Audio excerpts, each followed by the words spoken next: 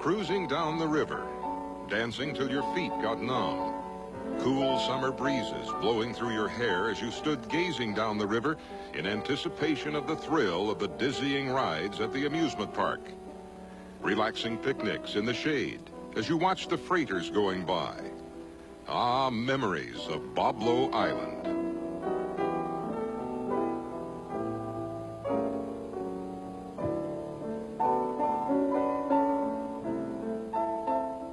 But the amusement park was only a part of the island's history. The earliest activities on the island included an Indian mission set up by Catholic missionaries in the early 1700s. Later, it became the home for a British outpost in the early 1800s. One of the blockhouses remains standing at the south end of the island today. Even the great Indian chief Tecumseh held council meetings there.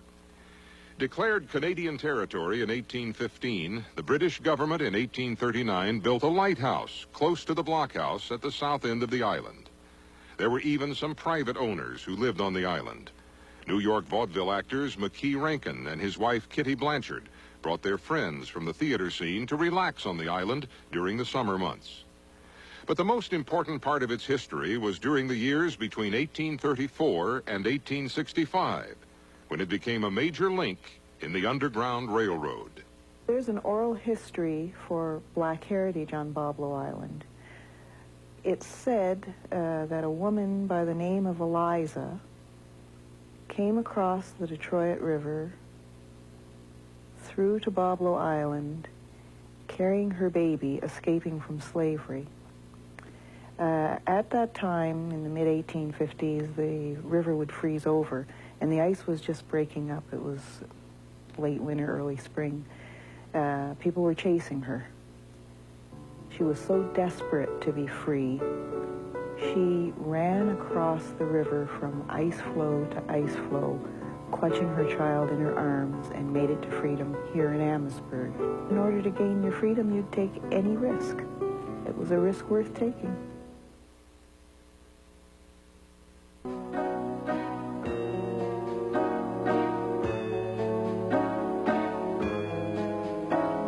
On June 20th, 1898, Beau Blanc opened for the first time as a recreational site. Passengers boarded the Promise at the Detroit Belle Isle Windsor Ferry Company's Woodward Dock for a 19-mile cruise down the Detroit River to the island. The Detroit newsboys were some of the first lucky patrons on the hour and 45-minute boat ride. Once on the island, a variety of activities was available.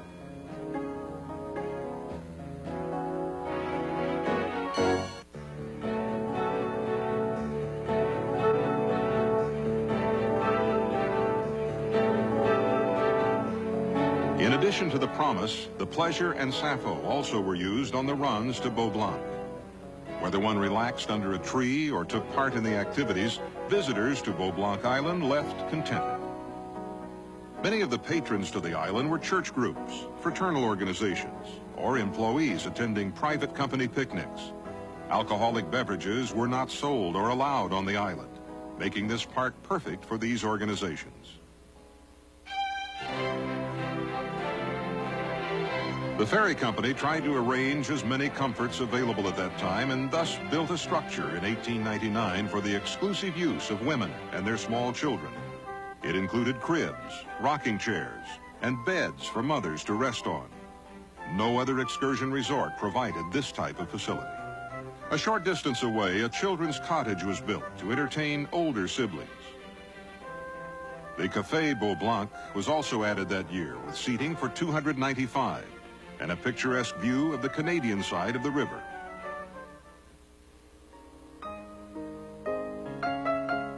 The year 1902 brought the new Bate Street Ticket Pavilion and a new riverboat steamer built exclusively for the ferry company's excursion business. The new steamer, Columbia, was launched at the Wyandotte Yard of the Detroit Shipbuilding Company on May 11th. Esther Campbell, the 5-year-old daughter of the president of the ferry company, christened the Columbia. On July 8th, the Columbia made her first official excursion carrying patrons to Beau Blanc. The Columbia was not built as a racing boat, but she, as well as the Frankie Kirby and a number of the other excursion steamers, would on occasion engage in a steamboat race.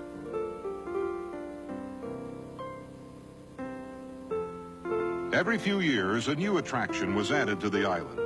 1906 brought the beautiful amusement building built to house the new Carousel and provide shelter during inclement weather. The hand-carved Carousel, created by Marcus Ilian, had 44 horses, 2 goats, 2 deer, and 2 chariots. I became attached to those wooden horses, would you believe? Sounds silly, but I was just a kid then. It's followed me clear through to today. Anytime I've been to Boblo, I've got to go around and see how everything's running there.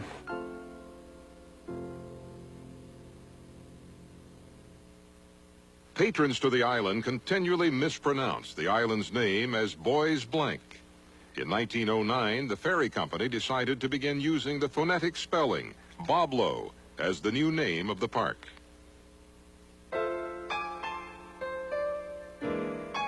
The St. Clair, the sister ship to the Columbia, came out of the Toledo Shipping Company yard to join the Boblo fleet in 1910. She was built with a 1,200 horsepower triple expansion steam engine, 3 decks, and a beautiful hardwood dance floor. With the dance era in full swing in 1913, the Detroit-Windsor Ferry Company finished building a new dance pavilion on the island. It became the largest in Canada and the 2nd largest in the United States. Usually there was about 6 or 8 young girls in our teens, and so we really had a nice time. And the dance pavilion was absolutely beautiful. I mean, that floor, I don't know what they would call it. It was a wooden floor and highly polished, you know, and it was beautiful. Just pleasure to dance on it. This 39,000 square foot dance pavilion provided continuous music. When the band took its break, the German-made Velti player organ's melodies would keep dancers' feet moving over the 10,000 square foot dance floor. The ferry company suffered its first great loss after many years of prosperity when the ferry terminals and the Bates Street Ticket Pavilion burned in the fall of 1923. The next season, the Boblo runs continued to operate by using the old Woodward dock.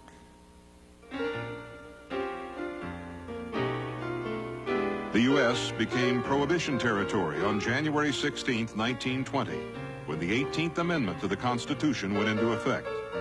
In 1924, Prohibition laws gradually were changed in Canadian territories, and liquor was allowed to be produced legally in some areas. The Detroit River was a constant source for smuggling alcoholic beverages.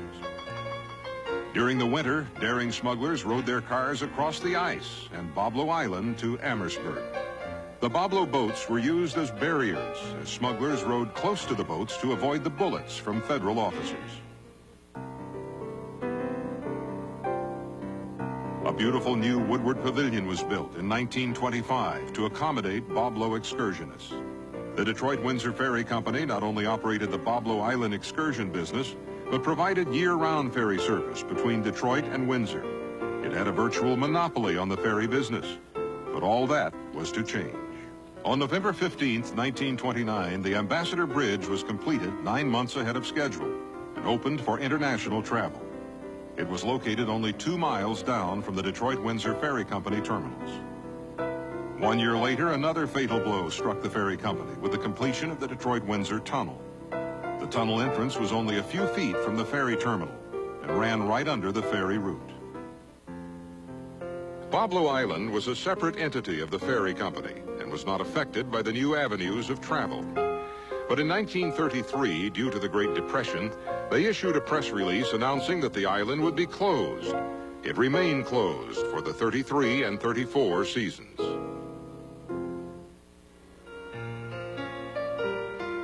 The reopening of Boblo Island in 1935 once again brought changes to the park. Boblo Excursion Company was struggling to keep its head above the water when the Tashmoo excursions came to an untimely end on June 18, 1936. While coming around the Livingston Channel on the way back from Sugar Island in Lake Erie, the Tashmoo struck a large rock. She began taking on water and was forced to dock at Amherstburg. There she sank. As cranes on either end of the Tashmoo were trying to raise her out of the water, one end was raised at a different rate. The beautiful steamer broke in half.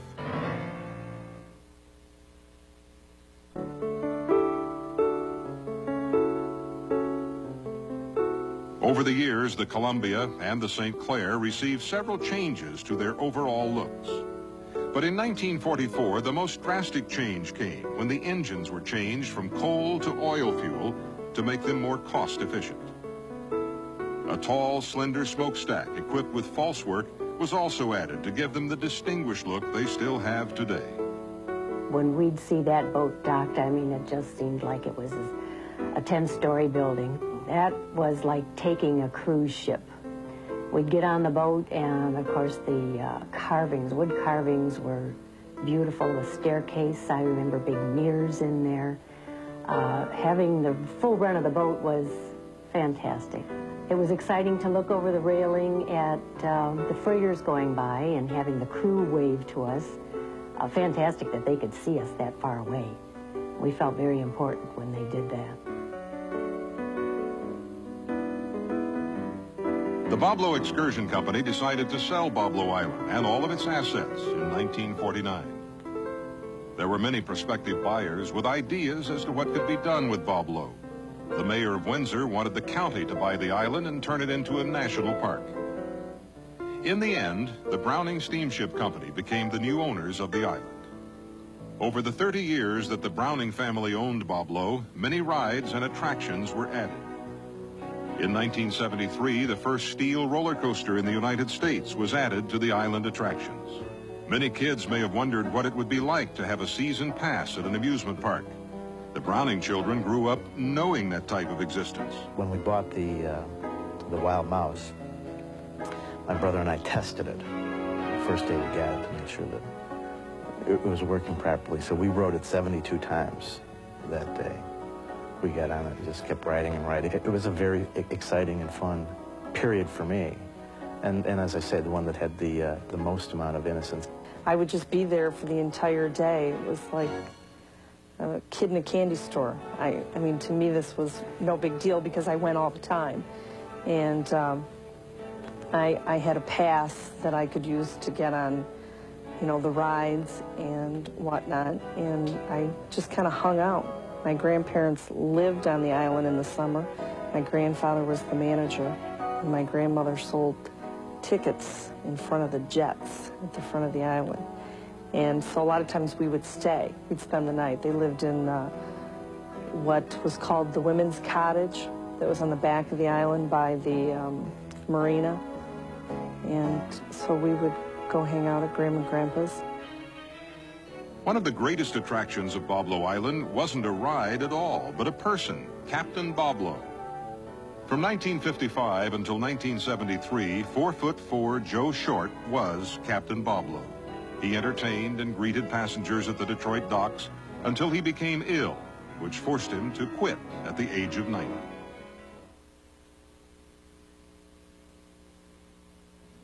The Put-in-Bay then was put in a state of limbo. She did not run from 1951 to 1953. At that time, the creditors got a hold of her and sold her off at an auction. She was sold for $11,000. One of the people who were involved in this purchase was Mr. Browning. What they wanted was the stuff on board. They had all sorts of life jackets, which are very expensive. They had all sorts of extra machinery. They had generators. They had things that they could have used on the Boblo boats. And for a very reasonable price, they purchased a boat. It was stripped and later on taken up into Lake St. Clair with Coast Guard permission and burned as a spectacle. Thus was the end of Boblo's last remaining excursion competitor. For many years, as the Detroit Riverfront changed, Boblo's Detroit dock remained a part of the landscape. Detroit began its revitalization in the mid-1970s with the building of the Renaissance Center office buildings and Weston Hotel. New growth at the riverfront led to the demolition of a number of buildings, including Boblo's Detroit dock and ticket office. The 1977 move of the Boblo Detroit docks made room for development of Hart Plaza. Boblo's new dock was in front of the newly constructed Joe Louis Arena. After 30 years of owning Boblo, the Brownings decided to sell. Cambridge Properties Incorporated bought the island from the Brownings in April of 1979. There was very little time to install new rides or attractions before the island opened in mid-May. Even so, their first season went well, with only a 5% drop in the 500,000 attendance from the previous year. The 1980 season opened with the old amusement building being remodeled into a 1,250-seat air-conditioned theater with a Broadway-type review. Other attractions added that year included the Acapulco High Diving Show and a giant 180-degree theater screen show. My older sister worked at the island for, must have been about 8 to 10 years. And when I was in college, I used to help out every so often when they were short at the ticket office over at Clark Street. Went over there and helped out a couple of times. And my younger sister, when she was 16, she went and worked on the boats. On her days off, I couldn't believe it, she'd go and play out at the island with her friends, go ride the roller coasters. New policies that increased ticket prices by 28%, changes to a one price for the boat and park, abolition of discounts for groups, poor marketing, and too much of the budget spent on adding new attractions all caused a great reduction in the park's attendance that year.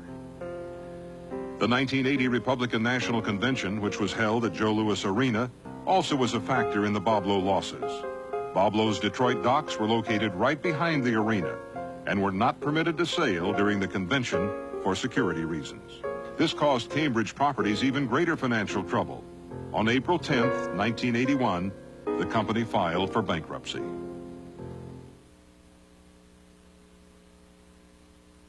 In 1983, AAA of Michigan bought Boblo for $6.5 million and went in with a 5-year, $11 million plan to improve the park. Plans included new rides such as the Screamer Corkscrew roller coaster, the Falling Star, the Sky Tower, the Pirate Ship, and Fort Fun Kids area. The vacant old dance pavilion was renovated.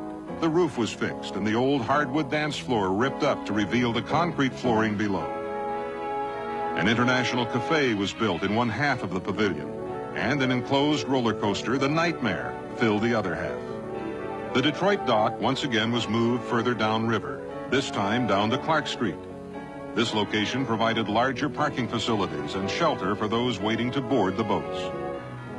A new dock was built in Gibraltar in 1984 to provide easier access for downriver residents.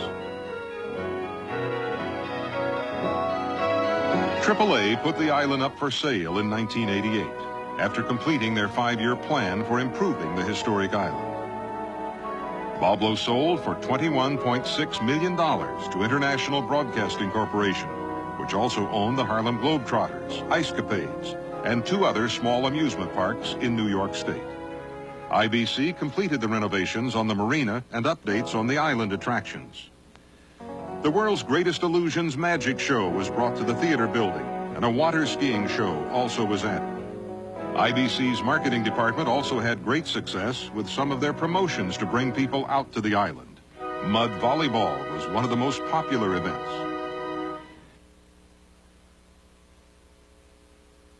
In 1989, the Ilion Carousel was restored and rededicated.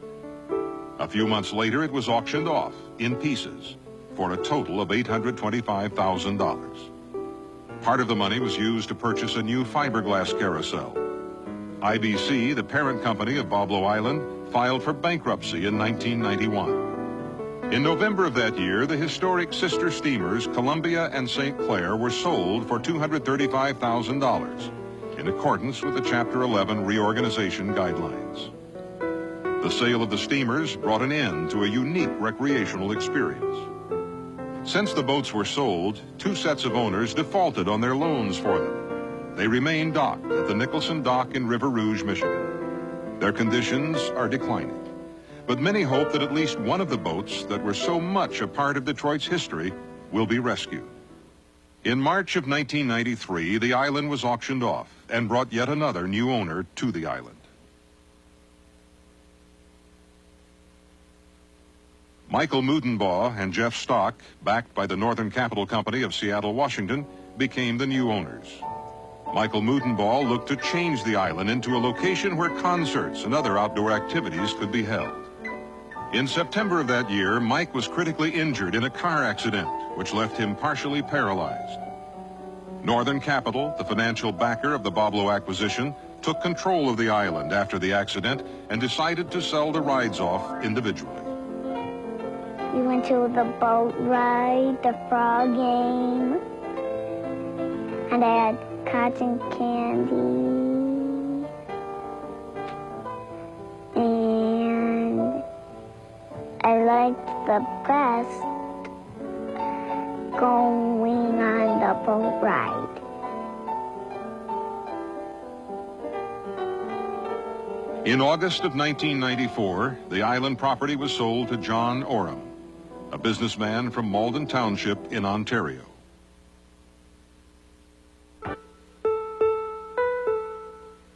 Over the 95 years of the island's operation as an amusement site, trips to the park became a summer tradition shared by many generations. The memories of simpler days, the peaceful riverboat cruises, the thrill of the amusement rides will forever bring fond memories for those who worked and played at this island amusement park. A new chapter of its history is about to begin, but Boblo memories will haunt the river for many summers to come.